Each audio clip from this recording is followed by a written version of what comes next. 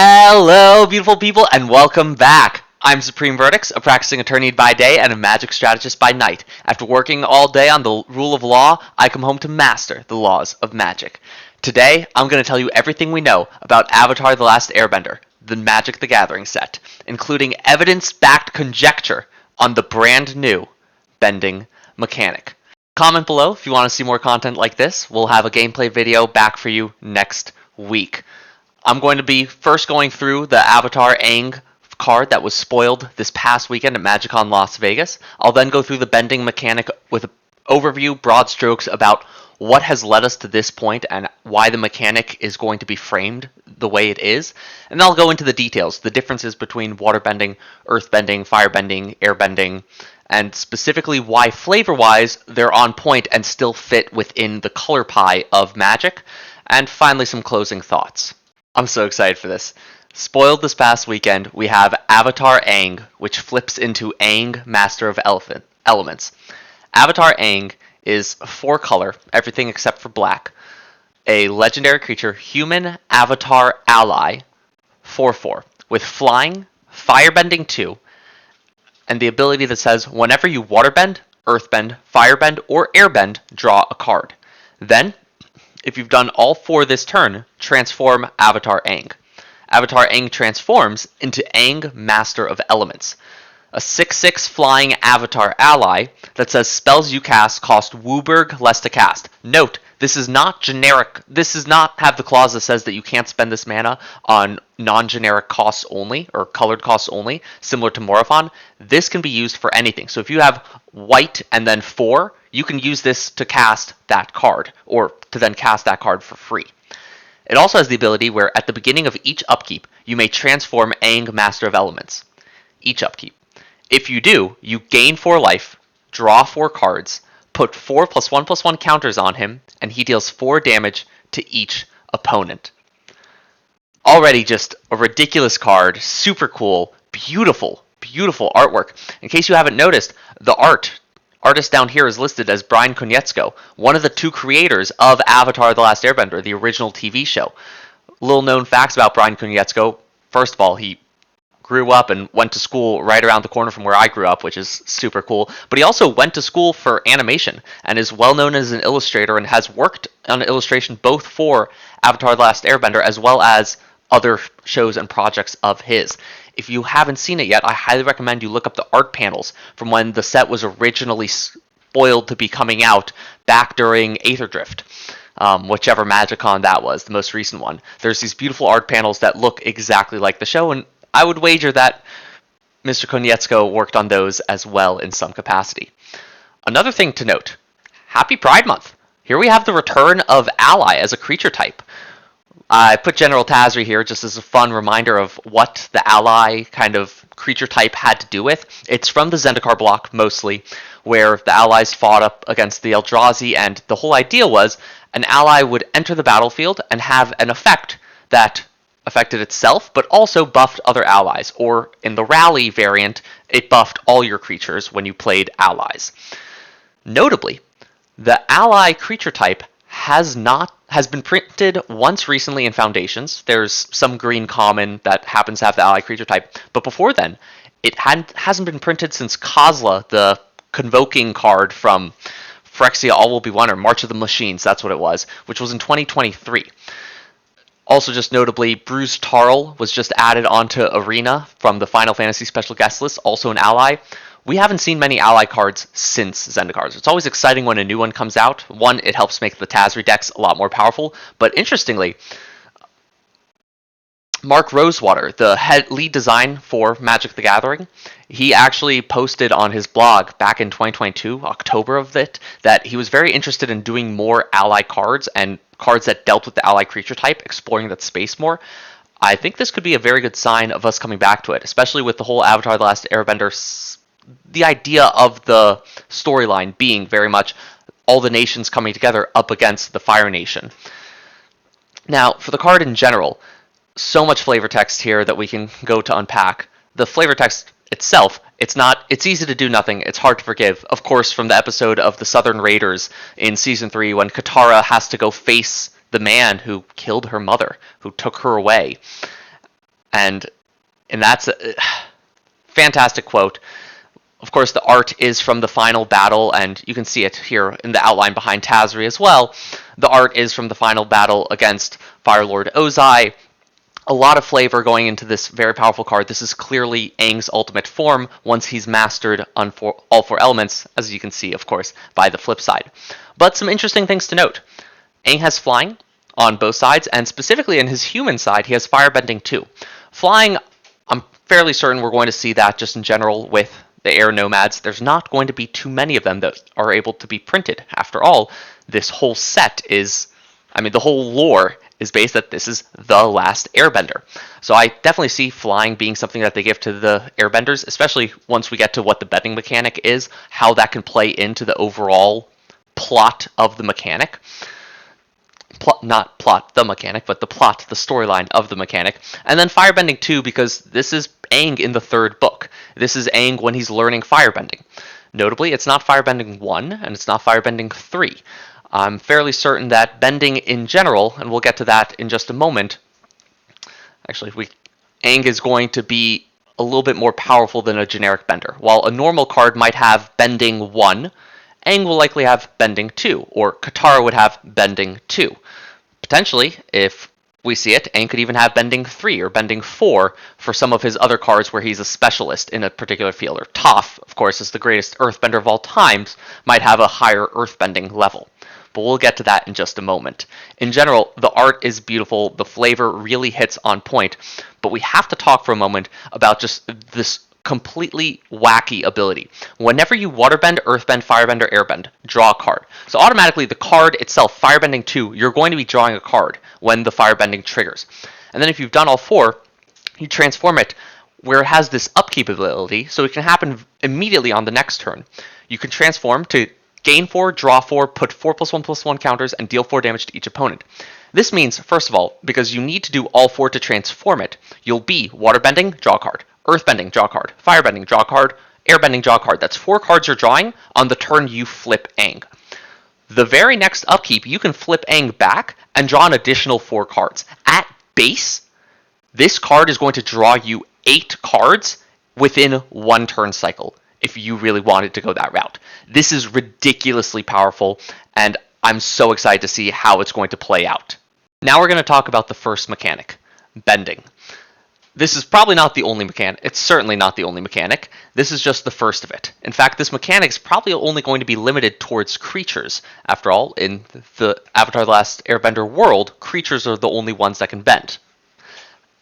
Now, that might extend a little bit towards certain artifacts and other use cases, such as the Waterbending scroll, giving Waterbending 1. However, this is probably going to be a creature-focused mechanic, and we'll likely see other mechanics take place and form throughout other cards that we get spoiled. Now, when I'm talking about this mechanic, I am going to be going at it from the perspective of a limited format. I know the card released here is ridiculous, it's powerful, it probably can't be played in limited because of how many colors it is.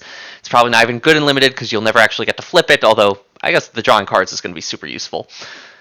That being said, we're going to approach this from a limited perspective in the sense that bending is very clearly a major mechanic of the set. In Magic design history, that means the bending mechanic, they will want to be printed on multiple uncommons and likely at least a few common cards. Specifically, we're going to focus on the 2-drop common slot, just as that quintessential, here's what we're framing it around when we're looking at other cards to determine how the bending mechanic will work specifically. That way, we can get a more accurate sense of it because they want to design something that we can play and that we can enjoy and that is flavorful for the world. Now, going into the overall context, Magic in general over the last few years, at least, and certainly since I started playing back in 2021, has been headed towards a more aggressively slanted focus.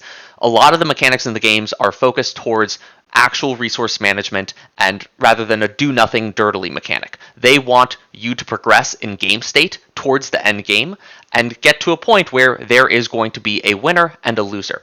We see this most obviously with the speed mechanic for Aether Drift, where start your engines mechanic, whenever an opponent loses life during your turn, if your speed is 1 or greater, increase your speed by 1, max speed is 4, this ability triggers only once each turn. It incentivizes you to deal combat damage to your opponent or to have them lose life in other ways. In general, other kind of mechanics, for example, the Endure mechanic, the Renew mechanic from Tarkir Dragonstorm, as well, have actual ways of gathering resources as you get later and later into the game to try to accumulate an overwhelming board state that you can eventually use to overtake your opponent. From here, we're going to go into each of the specific bending elements in order to and look at them from the framework of a draft format in order to determine what exactly they do. Although, as I'm getting at here, bending is probably going to be an aggressive type of mechanic. In fact, specifically, I believe this is a triggered by combat damage mechanic, and I'll get to why in just a moment. We're going to go a little bit out of order and start with Earthbending, just to kind of ease our way into this. Now, as I mentioned, I believe this is going to be a combat damage trigger, specifically because I think Aang, Master of Elements, really gives us an insight into what each of these bending abilities are. If you do, you gain 4 life, draw 4 cards, put 4+1/+1 counters on him, and he deals 4 damage to each opponent. I think each one of these correlates with a different one of the bending abilities. Now, in order for that to stay balanced, while we have seen in the past various abilities on rares and uncommons in certain use cases of gaining life on attack, or drawing cards on attack, or dealing damage on attack, or putting +1/+1 counters on attack, I think this is going to focus much more on dealing combat damage, because once you start getting to higher levels of bending, for example, for each of these, bending 1, on attack it can work and it can still be balanced in gameplay, but once you get to, say, Waterbending 2 or Firebending 2, on attack trigger becomes a lot more powerful as an ability, just needing to attack, as there are so many different ways to manipulate your creature before the actual combat damage phase, or before blockers are even established, versus dealing combat damage requires the blockers to have been taken out of the way. It forces you to think about evasion, to have another aspect of combat play into it for you to get the benefit that you're looking for. It also makes sense a little bit more thematically, where we see benders go through their motion, and as they're hitting, they're using the bending as an extension of themselves to deal the damage that they're looking for. We'll start with Earthbending, where I believe Earthbending correlates to the gaining +1/+1 counters. And we do have a few examples that, yes, notably Null Hunter is an attack trigger here, but a more recent example would be Coiling Stalker, where it deals combat damage and then gets a 1/1 counter on a creature that doesn't already have a 1/1 counter. This one's a little bit more recent and has built-in evasion, which I think is going to come up. As we saw with Aang's card, he has flying already. Having to think about the evasion of your creatures, as well as those that are naturally already evasive, makes their bending abilities slightly more powerful. We also have the Slith cycle, which we saw actually a fairly recent reprint in Modern Horizons 3 of Hexgold Slith. The Sliths are a creature type, and this one's an uncommon. The Slith Predator is an uncommon, but I included it to show how power creep really changes the game as we're now entering 2025. This card was 2003, I believe. In any case, Hexgold Slith is a more modern example. When it deals combat damage to a player, put a +1/+1 counter on it. Similarly, Slith Predator, when it deals combat damage to a player, put a +1/+1 counter on it. Coiling Stalker has similar text, however, it even lets you put a +1/+1 counter on any creature, although you can't start stacking them on other creatures. These different abilities vary and run a gamut of all sorts of diversity in how the actual wording could be phrased. However, based on Aang, Master of Elements, put 4+1/+1 counters on him, I'm fairly confident that this is going to be a Slith variation for green, in the sense that the creature is just getting bigger and bigger. The Earthbender is kind of rolling that rock down the hill and accumulating more and more mass as it goes. Firebending is the next element in our Avatar cycle here, where, as we see with Aang, Master of Elements, he deals 4 damage to each opponent. Now, there isn't an exactly on-point example of this. There might be at higher rarities where it says dealing damage to one opponent will deal it to all, such as certain popular commander cards. And there's plenty of examples that dealing damage to a creature allows you to ping another creature. Or, as we see with Skirk Commando, dealing combat damage to a player allows it to deal damage to a target creature that player controls. Yes, I know it's a 3-drop instead of a 2-drop, but we have to be a little flexible where we can. However, there's plenty of examples, as we see with Sabotender and Spireside Infiltrator, with just common red creatures that have namesake abilities, Morph, Landfall, and then dealing damage in some capacity. Sabotender deals it to each opponent when a land enters the battlefield, and Spireside Infiltrator is when it becomes tapped, it deals 1 damage to each opponent. Combat damage, again, can make sense, and there are arguments against it, and please comment them below. Let me know what you think. I'm happy to have a discourse about this. But the idea being that a Firebender, when dealing damage to the opponent, will then deal further damage onto it. Again, this creates an incentive to play a game that's more based around evasion, which I think will be a major sub-theme of this set in particular, going to the story where the South Pole has been under siege, but it's hard for the Firebenders to get there because of the stormy seas. Similarly, Ba Sing Se has these massive defensive walls that can't be gotten into. The air temples were supposed to be impenetrable, and yet the Fire Nation was able to wipe them all out. The idea of accessing places that are hard to get to is a big part of the exploration of Avatar: The Last Airbender, and I think that for Firebending, yes, it seems simplistic to just deal extra combat damage once you've already dealt combat damage. That being said, it can really add up over time. Sorry about that. That was a little weird. Some technical difficulties as my mic cut out from my last video and we have to refilm this part. My point is, getting in for some amount of damage and then having a combat trigger of damage to do additional damage seems a little attenuated and unnecessary, but it does play into the idea that evasion will be more important in this set, and it is a little mini game to try to make sure your creatures can hit in, either by having haste, menace, or some other form of evasion. I stuck with the red ones for Firebending specifically, but you get the idea. As we then go on into Airbending, things get a little bit more contentious, in the sense that I'm proposing here that Airbending is going to be gaining life. Airbending 1 would be gaining 1 life. Airbending 4 would be gaining 4 life. Now, there's already a variety of mechanics like this. Lifelink, for example, for Healer's Hawk, as we see down there, on dealing some form of damage. But if bending is going to be ubiquitous, and it seems as if it's going to be, it's the name of the game in Avatar: The Last Airbender, and it will likely be one of the main mechanics from this set. In that sense, they're all going to be formatted the same. So if one is on dealing damage, all of them will be. So specifically for combat damage means instead of from blocking and attacking, it will only be from combat damage. Now, how does that really balance, though? Because there's that clear issue where if we have a card that says Airbending 1 and it just gains a life versus something that says Earthbending 1 and it gets a +1/+1 counter, counters and other physical things that affect the game are generally much more powerful than life gain.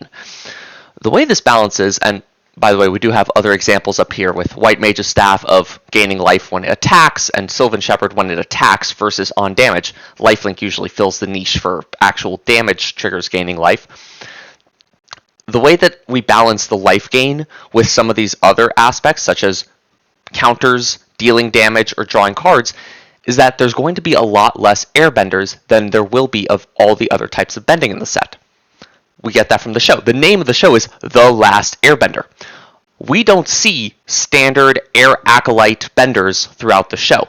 We see Aang, we see Monk Gyatso, we see Roku, we see Yang Chen, we see some of the former avatars, as well as just other powerful people from the past that are airbenders. In that sense, I believe that rather than have, while we might see Firebending 1 on like generic Firebender soldier number whatever, we're only going to see airbending on cards in a way that it is at a much higher level. Airbending will always be Airbending 2 or Airbending 3 as opposed to Firebending 1. Does that make sense? In the sense that as a balanced metric for life gain being generally weaker than other forms, than other resources in the game, life is a resource at the end of it all, we'll have airbending at higher levels than other creatures, than other forms of bending, excuse me. Additionally, as we see with Aang, Aang has flying. That might be a ubiquitous trait amongst all creatures that can use the airbending ability in that they have built-in evasion, which makes it significantly more likely that you'll be able to trigger their bending ability. Similarly, a 2-mana 1/1 firebending soldier that has Firebending 1 but no other abilities has a much harder time triggering their Firebending 1 versus a 2-mana 1/1 Airbender with Airbending 1 that also has flying. That is much more reliable to actually get in and deal the damage. It's one of the reasons why we see attack triggers so commonly as giving the abilities, because it's easy to attack, it's a lot harder to deal damage, as we see with Healer's Hawk, where it has built-in evasion to try to ensure that you're gaining that chip damage and chip life gain at the very beginning of the game. Similarly with Airbending, by having built-in evasion for the creatures, or by having Airbending at a higher level, just due to the nature of the lore and the universe that we're coming from, we can make Airbending be within life gain and still be more powerful. The other issue that people have with Airbending being represented by life gain is that water bending is often gaining life or healing within the show. And there's this huge kind of discrepancy in the fan base and all over the internet saying that waterbending should be the life gain. My problem with that is it doesn't fit in with Magic's color pie. As we're all well aware, blue is the color of drawing cards. White is the color of gaining life. In that particular sense, it can't be that white is going to get such a powerful card draw ability stapled to creatures, where white creatures are already so much more powerful in general than blue creatures. As a mono white mage, you know as well as I do, if you've seen any other videos on my channel, I would love for white to get some better card draw and just in general to get some more tools that can really help it out. However, it is severely unlikely that white is going to get that kind of card draw effect. Hence, Airbending being given the life gain ability to show that pacifism nature of it, and that mirroring in the show the dancing around, hard to hit, and yet slowly accumulating value over the course of one fight before it actually delivers the finishing blow. As I alluded to, waterbending will likely be drawing cards. As we see on Aang, Master of Elements, draw 4 cards. Now we have plenty of examples from Magic's history of a 2-mana 2/1, 2-mana 1/2, 2-mana 1/1, whatever, that when it deals damage, you draw and then you discard. Such as Jeskai Elder here, which when it deals combat damage, you may draw a card. If you do, discard a card. It also has Prowess, which is a nice little tacked on ability. As we've gotten further and further in Magic's history, we also see cards where that make it a little bit more likely for the card draw to continue at common. For example, Moon Circuit Hacker, which is a similar effect where you may draw a card, and if you do, discard a card, unless it entered the battlefield this turn. By spending mana on the ninjutsu ability, you can continuously ninjutsu it in and out in order to draw cards without needing to discard. There was one printed recently in Bloomburrow that said draw a card, then discard a card, unless your graveyard has 7 or more cards in it. And we've seen at uncommon level, such as Mischievous Catgeist, a 2-mana 1/1 that when it deals combat damage, draw a card. Now, Mischievous Catgeist also had a Disturb ability to give it some extra value. And with combat research, as well as curiosity and those types of effects, we've seen for a while now various effects that allow creatures to, when they deal combat damage, draw a card. It is very likely that, as you can see from the cards on the screen, they're all from 2021, 2022, at this point in 2025, we could start seeing downshifted to common, just generic cards that have 2-mana 1/1 when it deals combat damage, draw a card. Especially if it's not being given any kind of auxiliary abilities. Moon Circuit Hacker has the ninjutsu ability. Jeskai Elder has Prowess. Mischievous Catgeist has a whole backside of Disturb where it is that kind of curiosity effect that allows other creatures to draw cards. It would not be too difficult for Wizards to be able to staple draw a card onto a small body like this, especially in a fragile setting, as we see there's precedent for it before, and in a set where evasion can be so important, as I've kind of been building up to it from the previous types of bending, in this particular sense, it's going to be a part of Blue's game plan to make sure you have a way of getting in those forms of combat damage, even though your creatures might be weaker than some of the rest. What do you think? Do you agree? What do you think is going to be coming from the Avatar The Last Airbender set? Do you want me to go more in depth on why I don't think this is going to be an enter the battlefield type ability? Why I specifically think combat damage, and give examples about attack triggers, blocking triggers, ETB triggers, and showcase why I believe this is the right way to go? We currently have a crocodile, elk, turtle in standard. Do we think we're going to get a turtle duck in standard? Are we going to have cards like Ko the Face Stealer or spirits in general going to be with the black color identity, or are they going to run the gamut and we'll see all the different bending styles going within various colors and being a little bit more personality based, maybe even more balanced across the board? Tell me your thoughts. Comment them down below. Let me know if you'd like me to do another video like this. If you'd like me to go in and give examples from standards past as well as the current metagame now that we are on this 3-year rotation. Now that sets have been designed to fit in within the 3-year rotation, do you want me to do an analysis of that? Would you like to know more about Ally as a creature type and how Aang might impact that kind of niche within the format? Let me know what you think. I'd love to hear from you, and I hope that you've enjoyed the video. And as always, have a great rest of your day.